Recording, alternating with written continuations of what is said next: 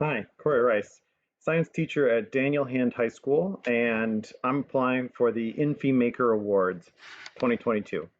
We're really hoping that this award can help support our students in getting access to maker education. We're putting in a new Fab Lab at the high school, and these finances will really help support trying to make sure that every kid, no matter what other classes they've taken, get at least a little bit of exposure to the maker spirit of learning and computer science.